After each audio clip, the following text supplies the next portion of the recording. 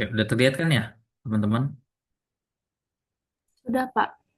Oke, di sini teman-teman sekalian, saya ada beberapa informasi yang saya sampaikan. Semenjak saya Korpodi dan udah gak menjabat Korpodi, saya tetap pegang medlit ya, teman-teman.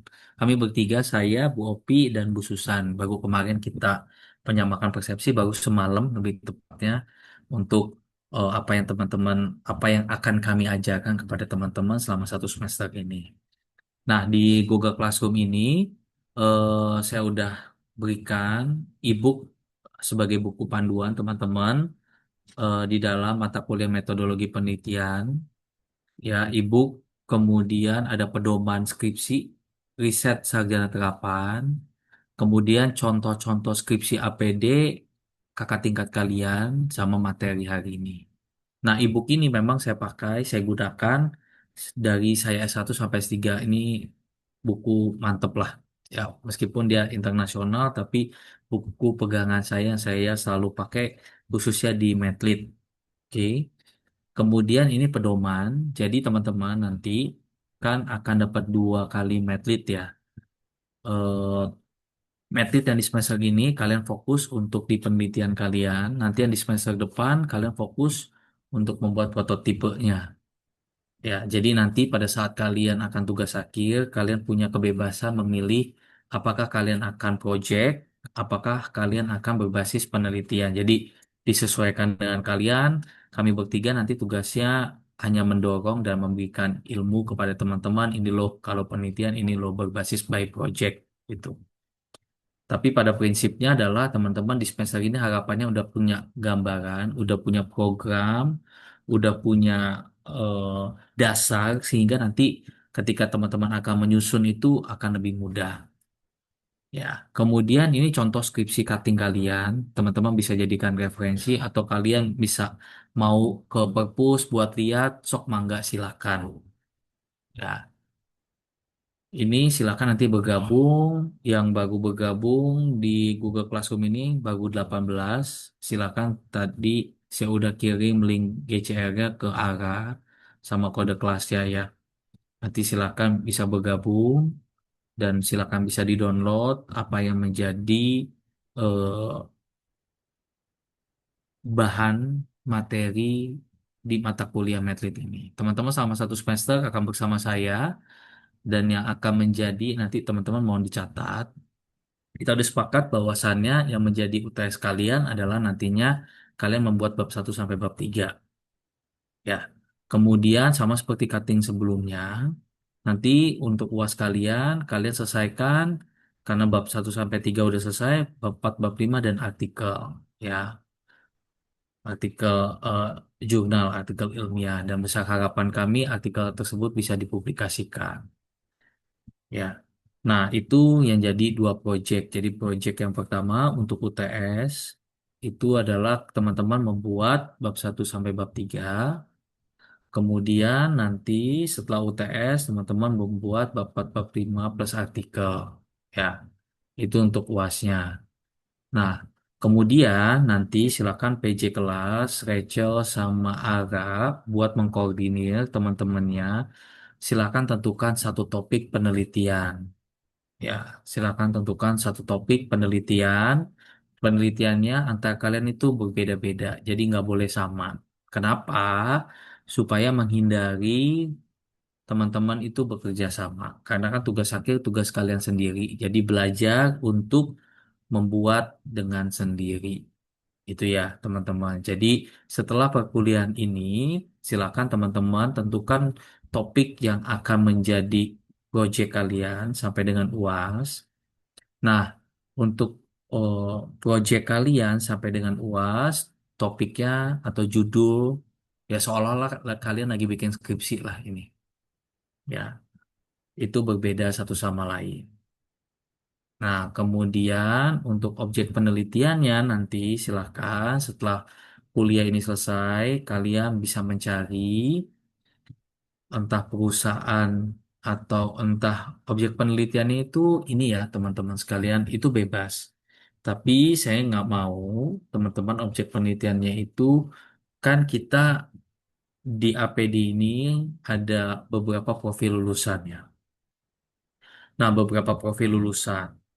Nah, topik-topiknya itu kalau teman-teman baca bisa dilihat di sini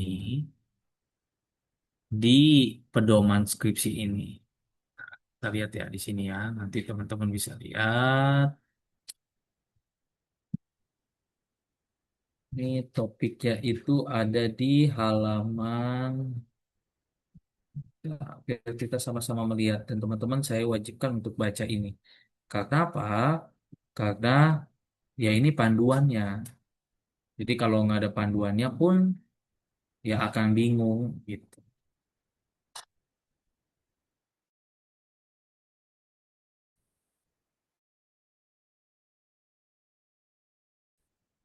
Nah, lihat 24 di lembaga di halaman 17 di bukunya. Nah, program sarjana terapan, teman-teman bisa lihat di sini ada yang bidangnya topiknya administrasi perkantoran, ada yang bidangnya kesekretarisan, ada bidangnya humas, ada bidangnya general affair, ada bidangnya SDM, ada bidangnya kewirausahaan.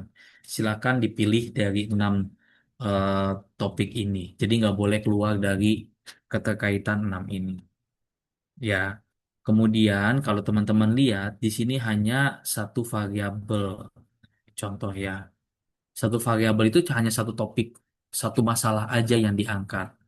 Karena itu perbedaan skripsi anak vokasi sama anak akademik itu begitu. Kalau teman-teman lihat anak PAP, anak manajemen gitu ya, dia punya variabel tuh banyak. Sementara anak-anak vokasi hanya satu, karena memang di pedoman hanya satu. Nih, analisis penyimpanan arsip dinamis kan cuma satu doang. Kemudian satu lagi ini analisis sifat individualisme karyawan pada PTSD cuma satu. Jadi nggak boleh lebih dari satu. Justru kalau lebih dari satu itu udah salah karena di panduannya cuma satu. Gak usah banyak-banyak teman-teman. Ya, gak usah ambis buat lebih dari satu karena lebih dari satu aja udah salah. Panduannya cuma satu gitu. Ambis boleh, nggak jadi masalah. Pas saya pengen 3,5, oh, bagus banget. Tapi kalau untuk topik nggak boleh lebih dari satu, karena di aturannya cuma satu. Itu ya teman-teman. Jadi silahkan teman-teman tentukan topik bisa dari 6 ini ya. 6 ini, kemudian di 6 ini, ya ini contoh-contohnya. Nanti silakan dihimpun, dibuat aja spreadsheet ya, Rachel. Nanti masukkan ke Google Classroom supaya saya bisa ngelihat topik-topik yang kalian akan ambil. Begitu ya. Nah, kemudian syarat di dalam skripsi itu kan sebelum kalian sidang akhir itu harus sudah accepted ya, bahkan udah publish gitu. Nah, kalian mencantumkan nama kalian sebagai nama pertama, kemudian nama keduanya adalah nantinya dosen pembimbing satu, dosen pembimbing dua pada saat kalian tugas akhir. Ya, kalau kalian lihat beberapa artikel ya, contoh ya, ini contoh. Hmm.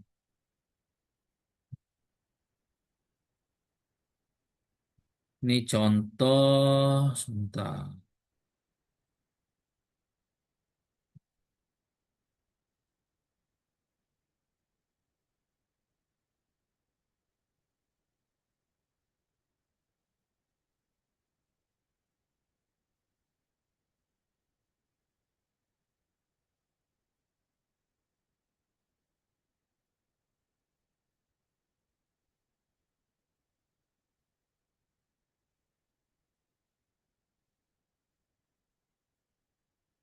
Bentar ya, saya lihat lagi yang Eka.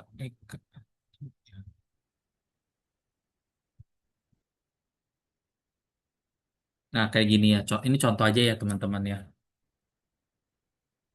Nah, nantinya teman-teman itu misalnya nama kalian kayak Rachel Jessica yang pertama, yang kedua siapa nih? DP1, ini DP2. Nantinya kayak gitu pada saat kalian akan tugas akhir. Nah, untuk di mata kuliah metit ini berarti nama kalian yang jadi pertama, nama keduanya nama saya aja cukup sebagai latihan. Ya, tapi nanti pada saat tugas akhir nama kalian sebagai nama yang pertama, ini DP1, ini DP2. Nih contoh yang lain. Ya, ini nama yang pertama, ini DP1, ini DP2. Banyak ya contoh-contohnya ya. Ya ini sebagai sebagai gambaran aja teman-teman kalau nanti pada saat buat artikel sebagai syarat kelulusan.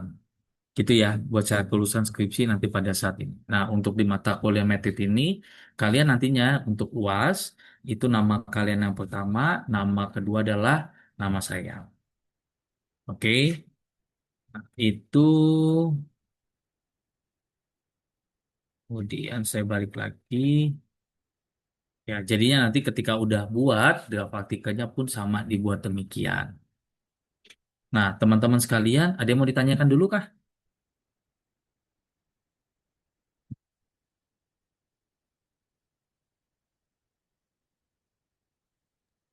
Pak Kris, Iya, izin tanya Pak. mm-mm. Berarti kalau misalnya kita ambil satu variabel itu berarti metodenya antara kualitatif sama R&D ya Pak? Enggak. Kalau yang di sini udah kita sepakatin, metodenya tetap kualitatif aja. Nanti yang R&D berbasis project itu kita akan ajarkan pada saat di metodologi penelitian proyek. Kalian bikin Oke. project. Supaya nggak nyampur-nyampur nanti kalian pusing gitu kalau dicampur-campur. Kemarin kami udah rapat bertiga baru semalam rapat bertiga sama Bu Opi sama Bu Susan, kalau langsung dicokokin mabok kalian yang ada. Ini Oh aja iya Pak, izin nanya lagi. pasti mabok kok. Kenapa? Eh, Izin tanya lagi Pak, untuk publish artikelnya itu ada ketentuan sintanya nggak Pak? Kayak nggak minimal ada sintanya? nggak ada Oh nggak enggak. ada nggak ada Jadi kalau upload di Scholar biasa nggak nggak apa-apa Pak. apa-apa nggak apa-apa. Kasih Pak. Iya sama-sama. Bapak mau Iya tanya. Jadi sebelum UAS itu tuh kita fokus untuk ngerjain ini. iya iya ngerjain buat UTS itu kalian ngerjain fokusnya di bab 1 sampai 3 dulu. Ya, saya akan perlahan. Nanti mabuk kalian kalau langsung bab 5 semuanya. Udah bener-bener kalian bikin skripsi. Yang ada nangis nangis Bombay nanti. Berarti mulai dari sekarang kita udah start yang 1 sampai 3 dulu ya Pak. Iya, tapi kan nanti ini kan ibaratnya bertahap ya, Ara. Bukan bukan pertemuan ini terus nanti minggu depan harus udah jadi enggak begitu. Jadi ini sembari berjalan, saya ngajarin kalian sembari buat pelan-pelan aja buat karena nanti sampai UTS pada saat waktu pengumpulan UTS-nya itu sudah ada, udah jadi barangnya. Nanti sembari berjalan pun akan saya cek, nggak akan saya tinggalkan. Paham ya? Gampang. Makasih. Sama-sama.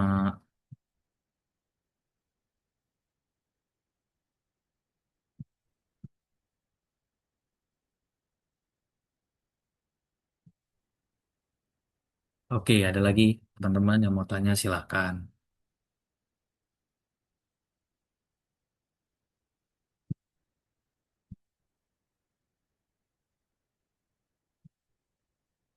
Oke, kalau nggak ada, kita mulai ya, teman-teman sekalian ya. Eh, sebentar. Ini saya stop share dulu.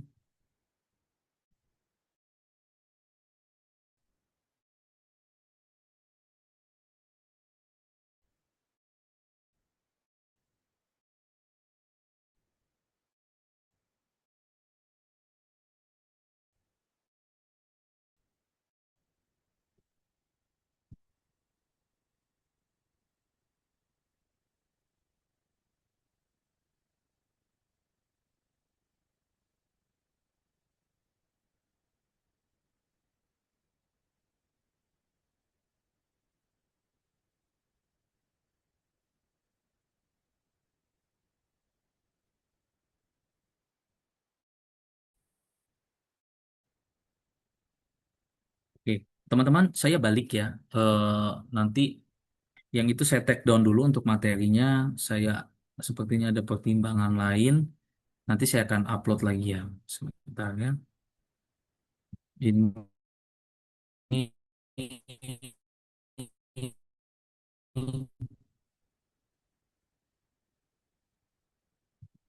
Saya tukar dulu.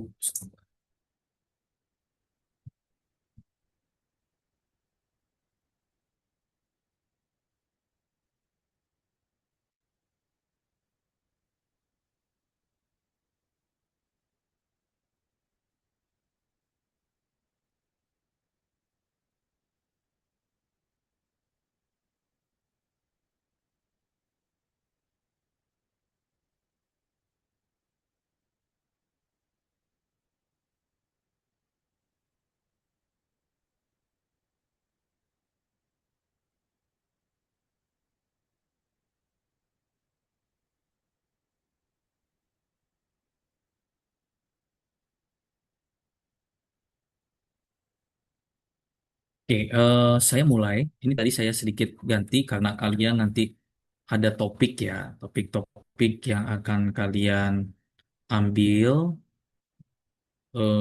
Saya langsung share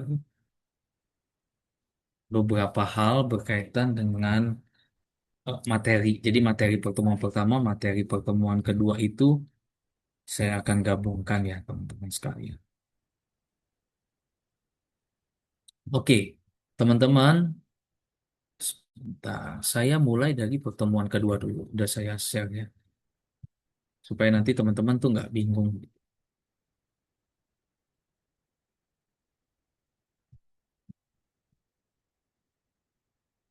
Udah terlihat ya? Sudah, Pak. Oke. Nah, teman-teman sekalian, di mata kuliah metodologi penelitian ini, itu nanti teman-teman sembari bisa lihat skripsi kakak tingkat kalian ya. Saya mulai terlebih dahulu. Wait ya.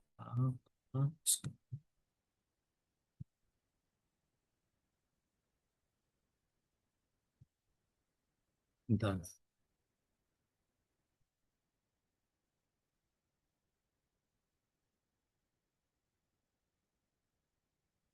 Hmm.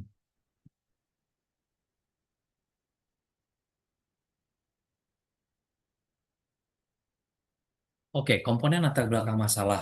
Nah, di dalam latar belakang masalah, teman-teman, kita mengetahui kan namanya latar belakang masalah ya. Berarti masalah itu dimulai dari umum. Jadi biasakan nanti membuat di latar belakang masalah itu umum ke khusus dulu.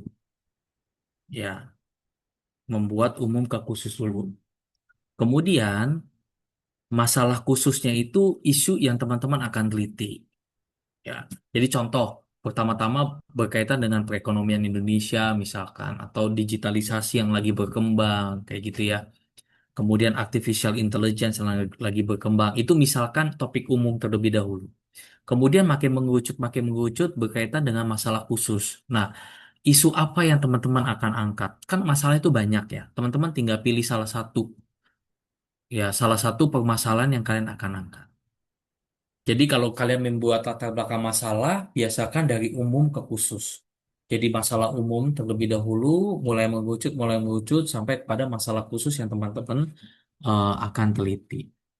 Kemudian yang ketiga adalah kenapa masalah itu penting. Nah, ini biasanya menjadi pertanyaan pada saat sempro, ya, pada saat sidang proposal nanti teman-teman. Misalnya saya tanya Selvia, kenapa kamu ambil topik penelitian ini? Nah, Selvia harus jelaskan itu. Nah, jelasinnya ada di mana? Misalnya di dalam skripsinya masukin di latar belakang masalah. Jadi komponen latar belakang masalah ini mulai dari umum, masalah secara umum, kemudian masalah khususnya yang teman-teman akan teliti, teman-teman akan gali, kemudian kalian juga jelaskan kenapa masalah itu teman-teman ingin angkat. Contoh ya, ini contoh aja simpel. Masalah yang ada di kantor tersebut itu banyak. Misalnya masalah kompensasi, karena saya bidangnya SDM ya. Masalah kompensasi, masalah kedisiplinan, masalah kompetensi gitu ya, masalah kinerja. Kemudian saya ingin angkat masalah, contoh masalah kompensasi aja. Nah, lalu kemudian saya jelasin kenapa masalah kompensasi ini penting untuk diteliti karena menyangkut eh, apa motivasi, menyangkut tetap bertahan nggak di dalam pekerjaan ini gitu. Jadi ada justifikasi mengapa masalah itu layak untuk diteliti. Kemudian masuk ke tujuan penelitian, arah pemecahan masalah. Jadi harapannya setelah diteliti ini bisa menjadi bisa memunculkan rekomendasi kebijakan, bisa memunculkan rekomendasi tindak lanjut dari organisasi yang saya teliti. Jadi solusinya. Jadi penelitian itu kan kalian melakukan penelitian untuk mencari solusi. Penelitian itu ada karena ada masalah. Jadi kalau pertanyaannya, Pak, kalau nggak ada masalah gimana ya? Masalah itu dibuat supaya bisa diteliti, gitu ya. Dan kemudian hasil penelitian itu menjadikan salah satu alasan, salah satu solusi berbasis data. Jadi contoh misalnya saya tanya sama Kafkia, Kafkia kenapa penjualan ini menurun? Terus Kafkia ngomong ngalor ngidul nggak jelas karena nggak ada datanya. Sementara kalau penelitian itu based on research. Kalau teman-teman suka dengar ya, misalnya di kepolisian ada Scientific Crime Investigation, SCI. Kenapa? Karena berbasis scientific, berbasis riset, ya, berbasis penelitian, berbasis ilmiah. Nah, itu teman-teman harus pahami itu. Kemudian sumber masalah penelitian ya. Nah, teman-teman setelah perkuliahan ini kan teman-teman akan menentukan topik. Topik itu banyak ya. Nah, sumber masalah penelitian itu macam-macam. Ada yang pengalaman pribadi teman-teman, misalnya teman-teman lagi udah pernah bekerja atau saat ini sembari pas saya sembari magang buat dapat uang sampingan. Ya it's okay, nggak jadi masalah gitu ya. Nah, itu teman-teman jadikan sebagai topik penelitian. Ya, tetapi harus mengacu juga kepada pedoman yang 6 topik tadi. Sudah sesuai apa enggak? Ya, kemudian dari literatur review. Ya, dari gap penelitian sebelumnya. Teman-teman baca nih beberapa artikel, oh saya mengambil topik ini aja deh. Ya, misalnya, Pak, bolehkah sama dengan topik atau variabel dari penelitian sebelumnya? Ya boleh aja. Kenapa boleh sama? Kan kalian mereplikasi, gitu ya. Mereplikasi, misalnya Selvia ngambil motivasi, saya neliti motivasi, Selvia ngambil motivasi, boleh nggak? Boleh. Tapi bedanya apa, Pak? Oh, bedanya adalah saya di PT ABC, Selvia di PT CDE. Itu aja udah beda. Ya kan karakteristik objek yang kita teliti ini atau karakteristik organisasi yang kita teliti ini kan beda. Nah, literatur review kalian baca tuh beberapa jurnal yang kalian mau ambil. Nah, kira-kira topik apa yang mau saya ambil? Kemudian ketiga, diskusi akademik. Diskusi akademik sama kayak kalian lagi gibahin orang, lagi gosipin orang, kalian kumpul nih satu geng gong gitu ya, satu geng kalian. Tapi ngobrolinnya bukan gibahin orang, bukan gosip, bukan masalah percintaan, tapi diskusi akademik. Saya mau ngambil apa ya? Topik apa ya? Kalau topik ini yang lagi hot issue apa ya? Nah, itu bagian dari diskusi akademik tuh. Biasanya saya sama kolega dosen, yuk kita teliti tentang ini yuk. Yang lagi hot issue kan misalnya topik-topik berkaitan dengan kehijauan green. Ya, green, SDG, sustainability, kemudian digitalisasi, virtual reality, augmented reality, artificial intelligence. Nah, itu lagi jadi hot issue tuh. Nah, itu adalah bagian dari diskusi akademik. Keempat, kebutuhan masyarakat, kebutuhan praktis masyarakat. Kalian taunya dari mana? Dari berita. Ya, baca, lihat di Detik, lihat di Kompas, jangan hanya nongkrongin Lambe Turah aja. Kalau nggak di X, liatin gosip-gosip terkini. Nggak begitu. Tapi udah mulai dibiasakan dalam satu hari, lihat aja tuh. Kira-kira apa ya berita yang mau saya teliti. Dan kebanyakan hasil penelitian saya itu, saya lihat dari fenomena yang ada di dalam masyarakat. Ya, topik-topik penelitian saya, misalnya setahun yang lalu, saya ambil topik mengenai bullying. Ya, berangkat dari kasus anaknya si Vincent, Vincent Rompis. Ya, nah itu saya ambil tuh. Oh, topik mengenai bullying ya, karena masuk di HRM kan. Kemudian ada lagi 2 tahun lalu saya ngambil topik mengenai seksual harassment pelecehan seksual. Kenapa? Karena ada satu kasus di Cikarang di karyawan itu karyawan kontrak ya perempuan karyawati. Ketika dia mau diangkat menjadi karyawan tetap, dia harus staycation dulu. Nah itu jadi topik saya. Maka biasakan untuk membaca, jangan cuma nonton Netflix aja. Ya, kelima, kebijakan dan isu kontemporer, kebijakan saat ini. Misalnya kebijakan kalian mau angkat kebijakan LPDP tuh yang lagi heboh. Ya, cukup saya aja yang WNI, cukup saya aja yang WNI, anak saya WNA misal. Nah, itu kan apakah kebijakan saat ini kayak gitu. Nah, itu bisa ambil ataupun yang lain, silahkan. Jadi sumber masalah itu banyak, teman-teman. Tinggal kita mau apa enggak buat galinya. Ya, jadi sumber masalah itu saya kategorikan di lima. Kemudian, nah ini kerangka pendahuluan bikin latar belakang masalah tuh yang efektif tuh begini. Jadi dari umum, lihat, dari umum ke khusus, perkembangan, ini saya contoh ya, Green HRM Global, karena saya SDM. Perkembangan HRM berbasis kehijauan secara global dan di Indonesia. Kemudian mulai makin mengerucut tuh, urgensi Green HRM, khususnya di PPABCD atau di objek penelitian yang ingin saya angkat. Kemudian tinjauan penelitian terdahulu. Lalu ada kesenjangan nggak dengan penelitian terdahulu dengan penelitian saya? Kalau kesenjangan tuh gap ya.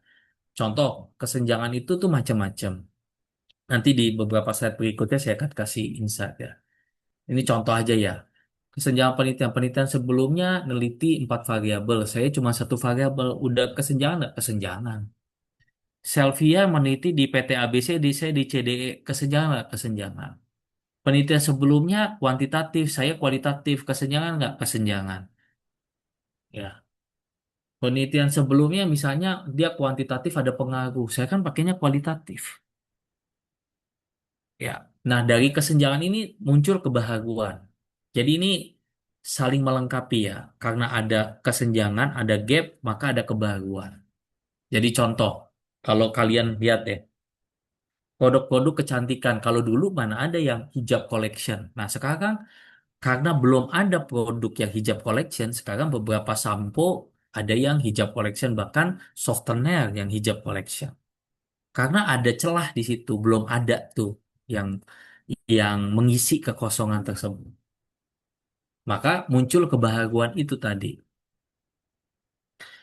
Nah, ada beberapa tools kan kalian Gen Z ya. Nah, maunya cari yang simple dan yang mudah, yang gampang. Sekarang era AI. Nah, beberapa web ini kalian bisa gunakan untuk mencari apakah topik-topik tersebut lagi hangat, apakah lagi menjadi hot issue apa enggak. Ya, kalian bisa lihat dari Exploding Topic, Answer the Public, Google Trend untuk mencari topik-topik tersebut. Ya, contoh saya praktekin.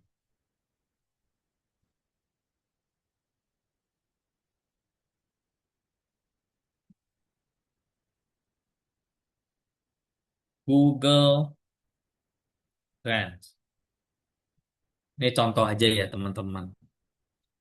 Nanti silahkan yang aplikasi yang lain, Exploding Topic, Answer the Public, kalian bisa cari sendiri. Misalnya saya ngangkat tentang bullying. Ya, apakah bullying ini di dalam mode pencarian Google itu lagi eh, oh, kurang G,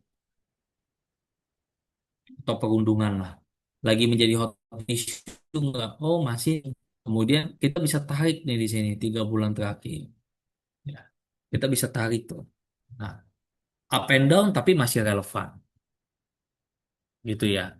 Atau mau cari apapun, silahkan topik-topik apapun. Jadi kalau misalnya ditanya sama contoh dosen pembimbing, kenapa ada masih ada nih Pak di Google Trends? Lampirin aja buktinya. Ya. Kemudian exploding topik, teman-teman. Exploding topics, terus answer the public. Ya. Nah, di sini kalian bisa mengeksplor kira-kira topik-topik apa lagi yang terkini ya. Ini memang berbayar, tapi kita bisa dapat gratisan di sini. Nah, tinggal get 10 search per day, silakan masukin topik ya. Nah, di sini ya, misalnya tentang apa tadi, bullying, ini mengenai bullying. Tinggal masukin aja. Kan kan sesuatu itu abstrak, teman-teman. Jadi kalau saya masukin ini masih relevan kah? Kira-kira sejauh mana ya relevan apa enggaknya. Ini masih loading data. Nah, nanti teman-teman bisa sembari coba sendiri. Saya lanjutin ya.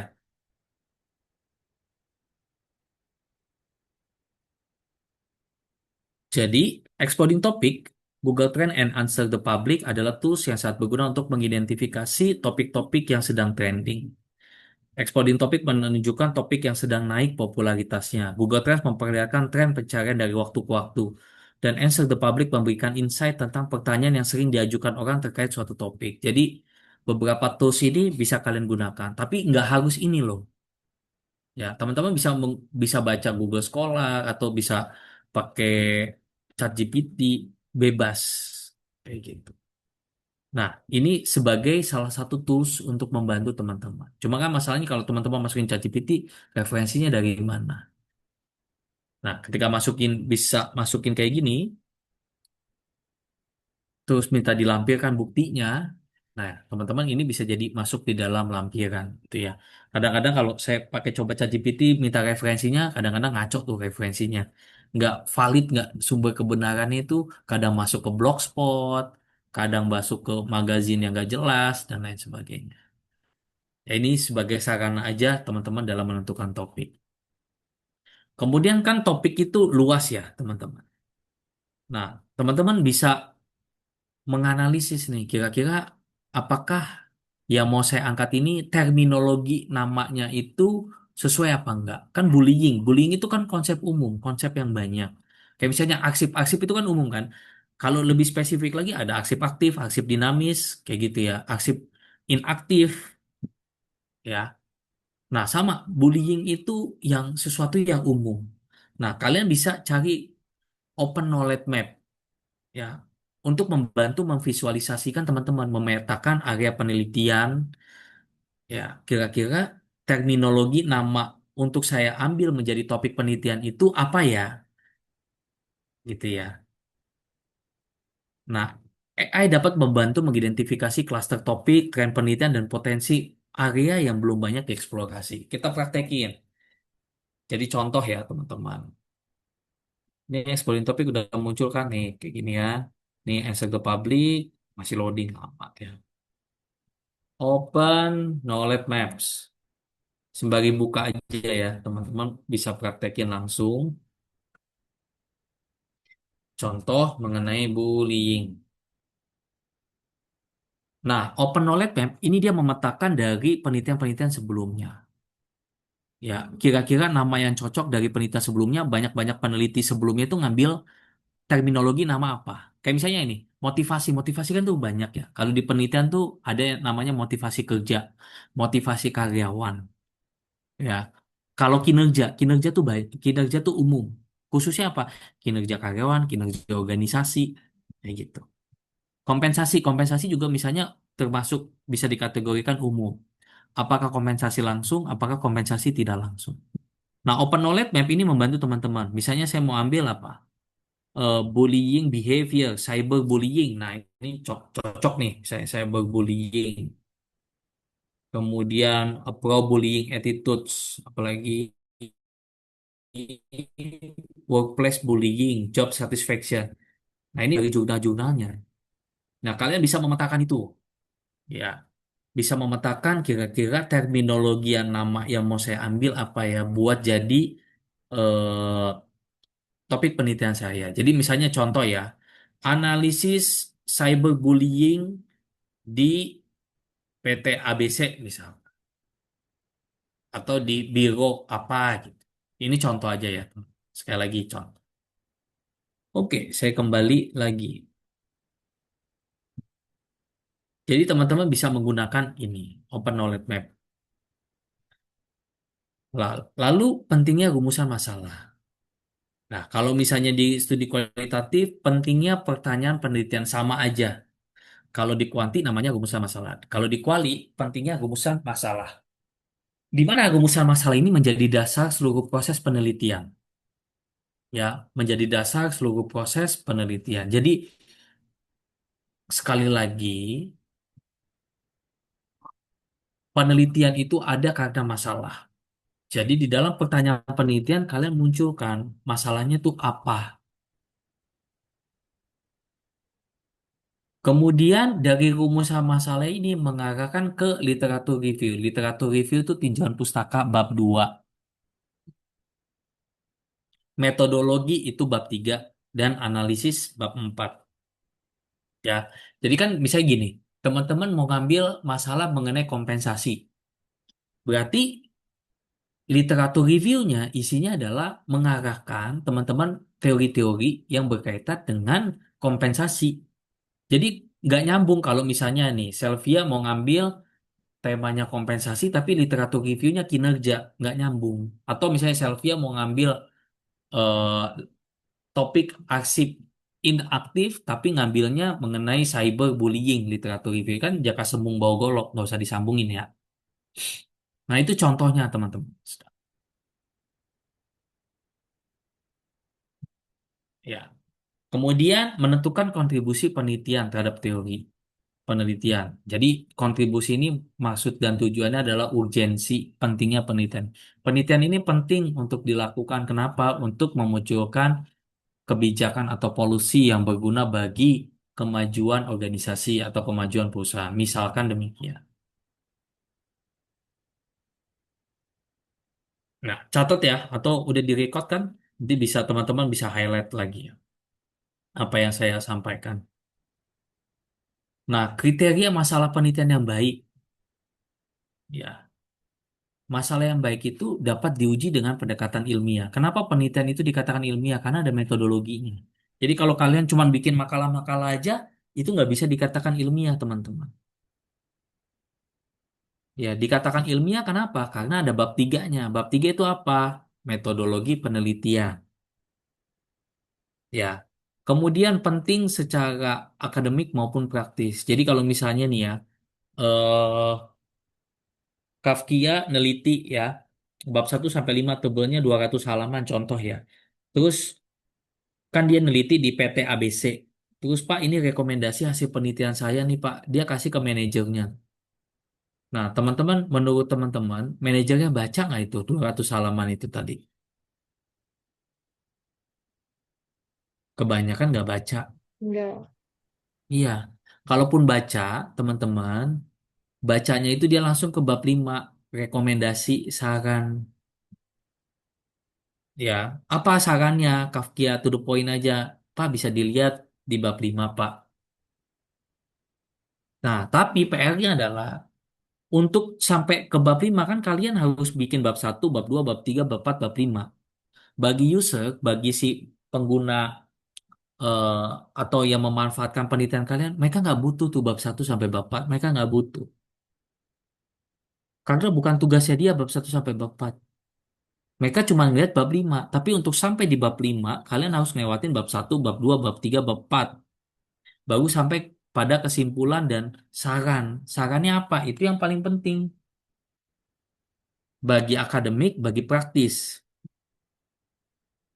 Kemudian memiliki kebaharuan.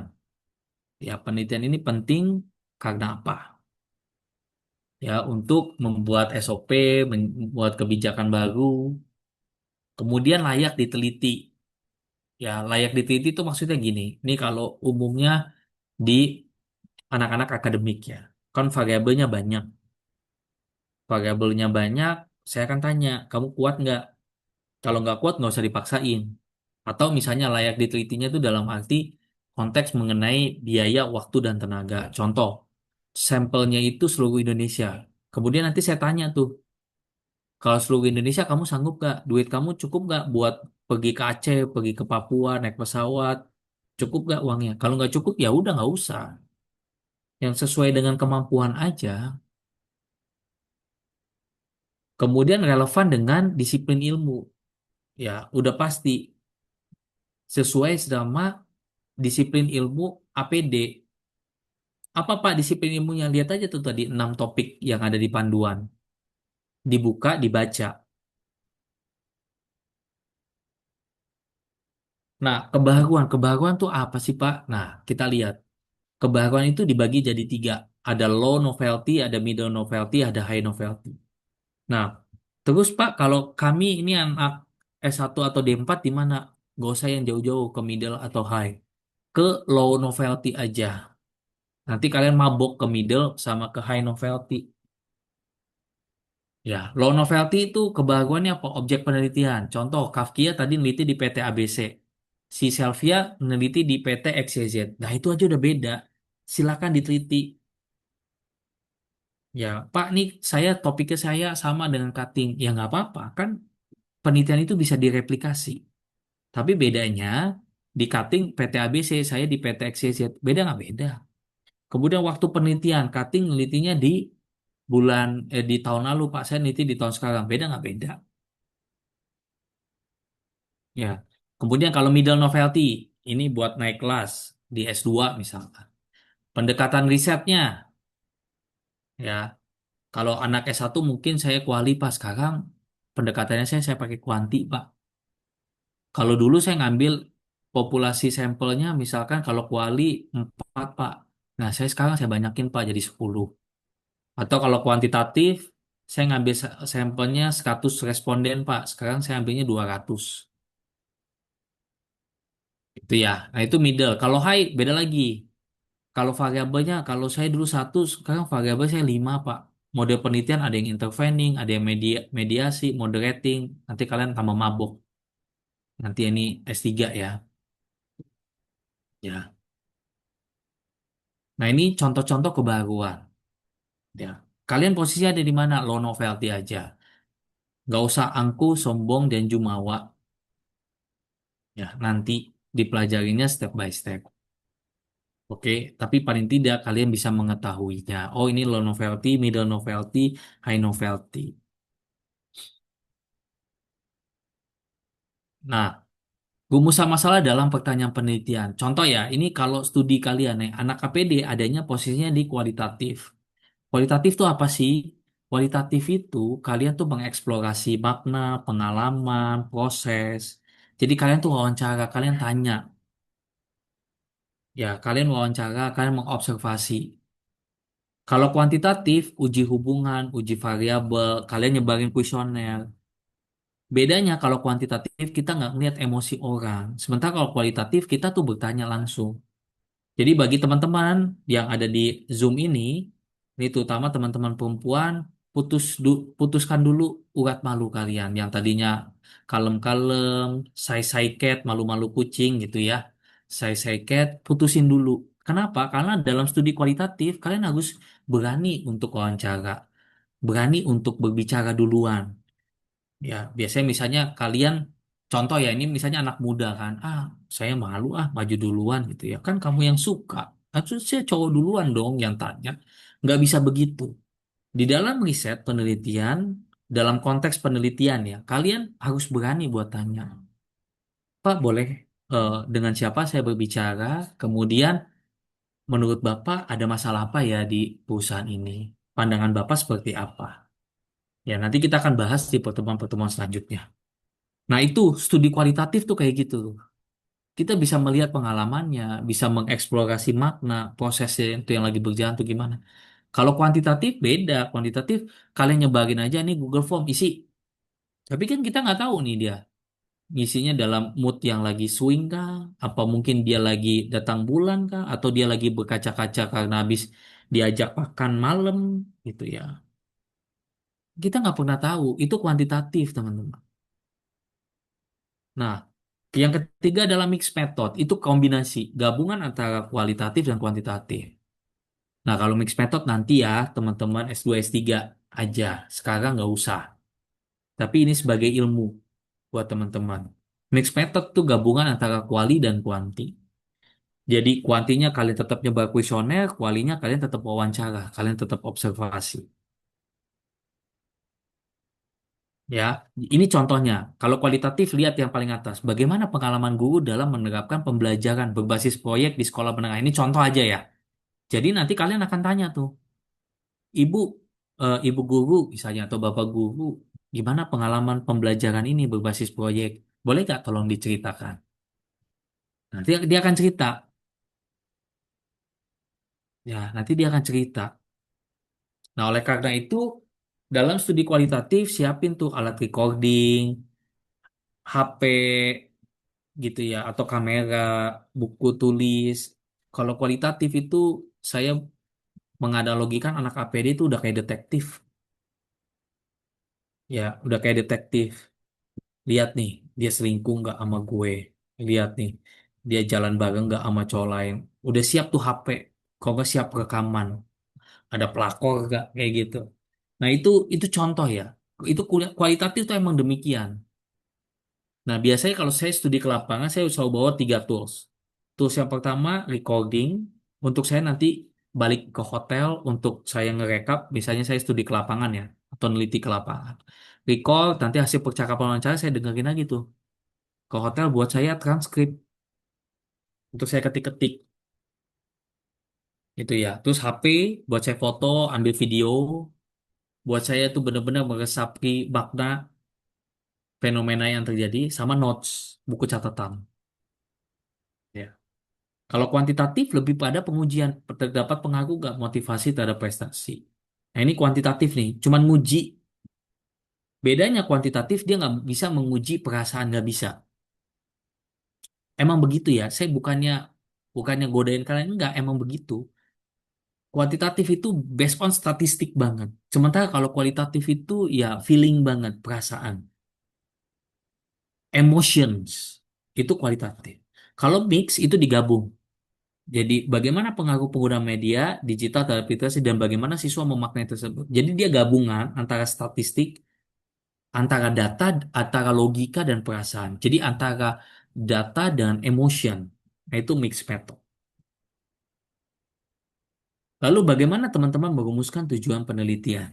Ya. Nanti teman-teman sembari bisa lihat contoh skripsi cutting ya. Nah, ditulis dalam satu kalimat jelas. Menggunakan kata kerja to describe, to explore, to determine, to examine, selaras dengan rumusan masalah. Jadi jangan sampai teman-teman, saya wanti-wanti, rumusan masalahnya misalnya teman-teman mau menganalisis mengenai aksip inaktif. Tapi nanti di tujuan penelitian bukan aksip inaktif yang dituju, tapi aksip dinamis misalkan. Nah itu kan beda ya. Jadi itu harus inline, harus sejalan.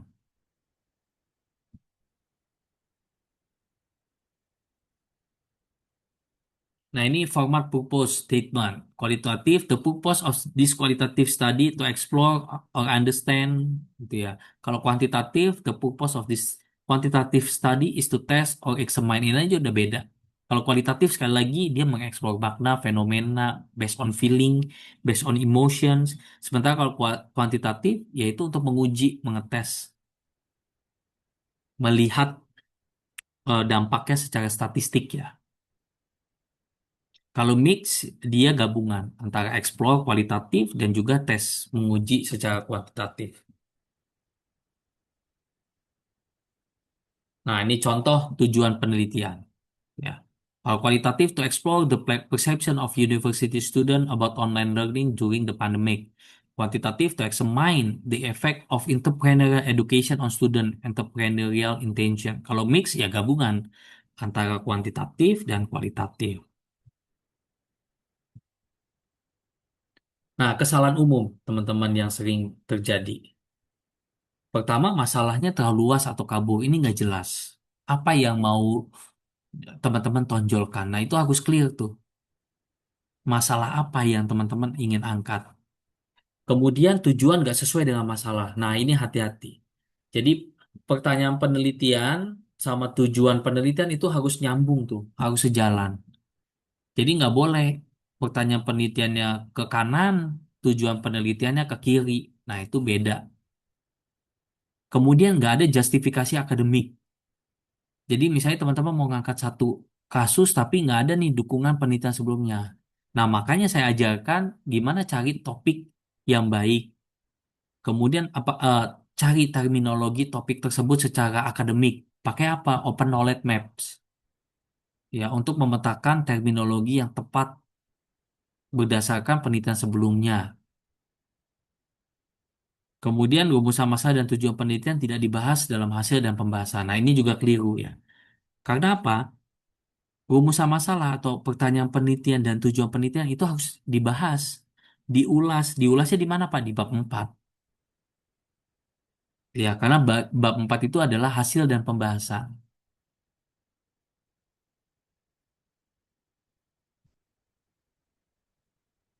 Nah, secara ringkasan, rumusan masalah adalah jantung penelitian. Ya, di mana kalian ingin membahas, ingin menganalisis, ingin mengulas, ingin menjawab. Jadi masalahnya ini kira-kira solusinya apa? Kemudian harus jelas, fokus dan didukung alasan kuat. Ya, jadi kalau teman-teman lihat bab satu cutting kalian itu harus ada datanya tuh. Data pra-riset, data observasi, data wawancara singkat gitu ya. Untuk menguatkan kenapa kalian memilih topik tersebut. Jadi harus jelas, fokus dan didukung alasan kuat, didukung data. Kemudian tujuan penelitian harus singkat, eksplisit dan sesuai sama pendekatan. Ya, oke. Itu aja teman-teman sekalian di pertemuan pertama ini saya switch ya. Di yang pertemuan kedua saya jelasin ini nanti supaya teman-teman bisa memetakan topik apa yang kalian mau pakai. Gitu ya. Nanti yang materi yang pertemuan pertama saya akan jelaskan minggu depan ya, teman-teman ya. Saya switch saja supaya teman-teman nanti memudahkan pemilihan topik. Oke, sampai ini teman-teman ada yang mau ditanyakan dulu atau ada yang mau ingin didiskusikan silakan teman-teman. Bapak saya mau tanya. Silakan. Siapa yang tanya? Selvia. Oh ya, Selvia silakan. Oke, pertanyaannya cara nentuin jumlah orang yang mau kita wawancarain itu gimana ya, Pak? Nanti ya. Itu di bab Oh, 3. Sabar, sabar, sabar. Nanti oke. saya kasih, nanti saya kasih materinya. Nanti ya, step by step ya. Gak apa-apa, Sylvia. Itu pertanyaan bagus, tapi sabar ya. Kalian PR-nya tentuin topik dulu. Saya step by step. Nanti kalian keburu stres.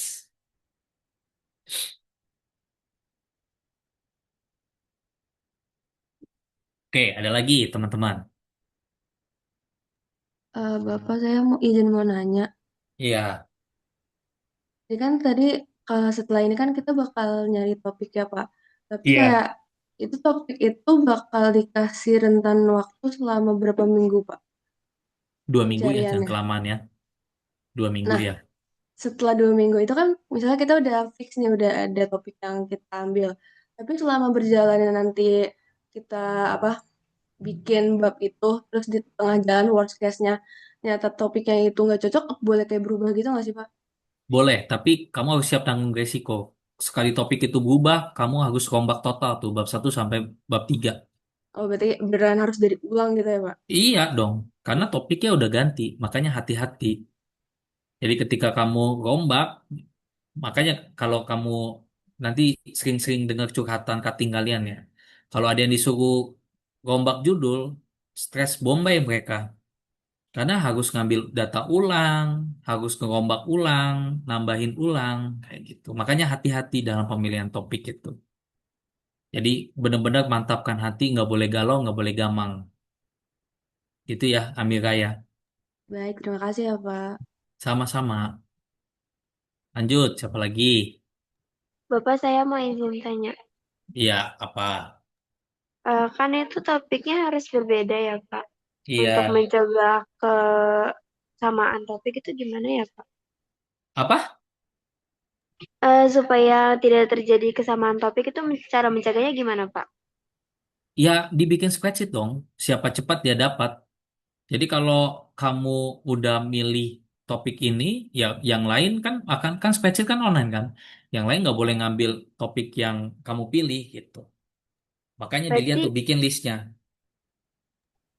berarti untuk topik sama judul itu nanti di spreadsheet ya, Pak? Iya, bikin spreadsheet. Saya minta Rachel sama Anggraini Nur Cahya buat bikin spreadsheet online, masukin ke Google Classroom aja. Jadi teman-teman bisa lihat tuh secara jelas. Oh, saya mau ngambil topik ini.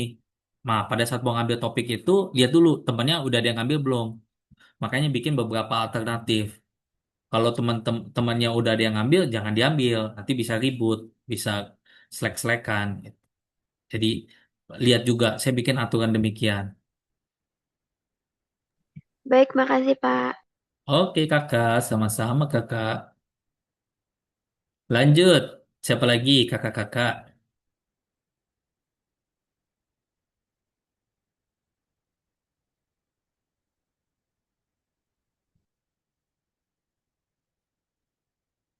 Pusing nggak? Nggak usah pusing ya. Udah ada AI sekarang cuy. Kalau zaman dulu sebelum ada AI itu gue pusing. Sekarang mah aman lah pilih topik. Tinggal siapa cepat dia dapat. Terus pokoknya saran saya sembari di cross check di Open Knowledge Map ya atau di Google Scholar ya supaya topik yang kalian pilih itu sesuai ya terminologinya dengan bahasa akademik gitu. Ada dukungan penelitian sebelumnya. Pilih aja dulu topiknya, nanti perlahan mulai dicicil bikin bab satunya, bab duanya, bab tiganya gitu. Kalau emang sumber referensi saya di Google Classroom, saya kan cuma kasih dua contoh. Kalian ke perpus saja, lihat skripsi cutting, atau kalian tergabung dalam organisasi, udah minta tolong lah. Kakak-kakak yang ganteng-ganteng dan cantik-cantik, tolonglah adikmu ini minta lihat gitu. Dan teman-teman yang ada di kelas juga jangan pelit-pelit juga, saling berbagi aja biar sama-sama lihat oh gini loh yang diisi sama mereka kayak gimana. Kalau dirasa kurang ya, saya cuma kasih dua contoh aja tuh di Google Classroom supaya teman-teman punya bayangan.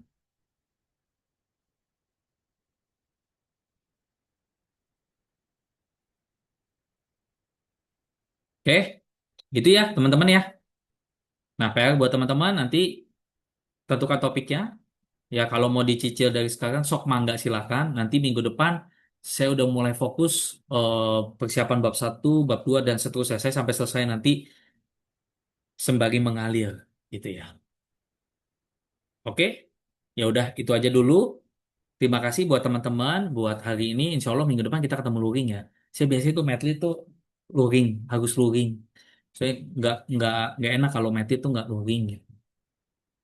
Ya, oke. Makasih banyak buat hari ini. Saya tutup dan akhiri. Assalamualaikum warahmatullahi wabarakatuh. Makasih teman-teman. Sehat-sehat selalu. Kita ketemu lagi minggu depan. Bye bye semuanya. Waalaikumsalam. Makasih Bakri.